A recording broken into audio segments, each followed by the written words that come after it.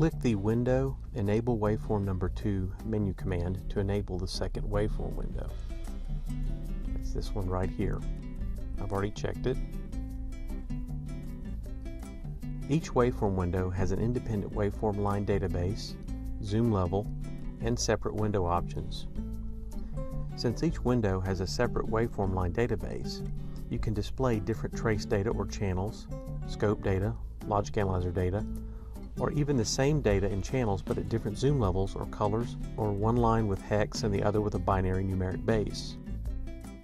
When the second waveform window is first activated, the new window uses the same waveform line database, zoom level, and window options as the first window.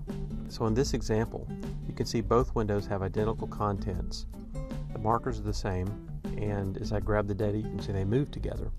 First, I'll change the zoom level in the second window and see how it can be used effectively to quickly navigate a large trace capture while still viewing the same data close up. And this is a good time to emphasize a basic Windows concept of the topmost window, also known as having the input focus. The mouse wheel changes the zoom level only on the topmost waveform window, so I need to click somewhere on either window to set the input focus. As I click back and forth between these two windows, you can see the color changes slightly, and this is setting the topmost window or the window focus. Once the focus is where I want, I can zoom out from the data using the mouse wheel. So let's do that. The second window now shows a large section of the trace capture, while the first window shows a close-up. If I scroll in the second window, the first window automatically scrolls to the exact same location.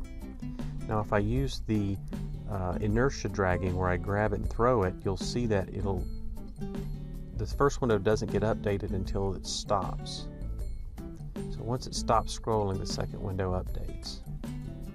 But if you grab the data or you grab the scroll bar, they scroll exactly at the same time. The reason is the calculations with the inertial dragging. Okay, let's zoom back in so that these match up. I want to edit the waveform line setup in the second window and show some variations on the same display. I'll also set up a completely different display in the two windows and show you what that looks like. Oh, well, first let's collapse an address bus. And you can see already that these two line databases are completely separate. The change that I make in the second window, we're collapsing, expanding lines. It does not affect the first window. And now I'm going to click a setup button and change the color to orange and the base to binary. And let's click done. And we're going to drag the line height just to make it look different. And all these setup changes, the waveform window, the first waveform window is unaffected. So you configure the Windows trace views exactly the same or show completely different data in the two windows. Now let's return everything back the way it was. Now that I've made that point. Now the windows look exactly the same. Finally, I'll click the Window Options toolbar button and configure the second window's behavior. So let's drag this into the capture area. One of the first useful ideas I have is to show the statistical value area in one window but not in the other. So let's turn on the transition count. And now you can see you have a better view of the data in the first window, and you can see the value area in the second window. You can click the markers and the values will change in both windows because the same markers are being used. We don't have different markers for the different windows. Let's turn that back off. Another idea is to set the scroll mode in one window to be independent from the other data window. So let's bring the window options up and set the scroll mode to be independent from all the other data windows in the second window.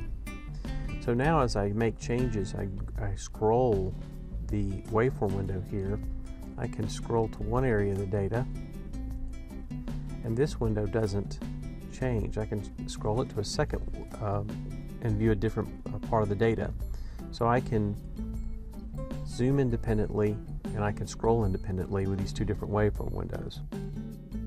And congruent with this, I can use different data marker pairs in the software. There's 3 pairs, and the same markers are used in all the windows. So what I was going to suggest is using say the red marker pair in one window, and we can scroll to a different area of the data and use the blue marker pair in this window. And finally, of course, you can simply uncheck the window Enable Waveform Window 2. Let's go under the window and uncheck this menu command to disable the second waveform window.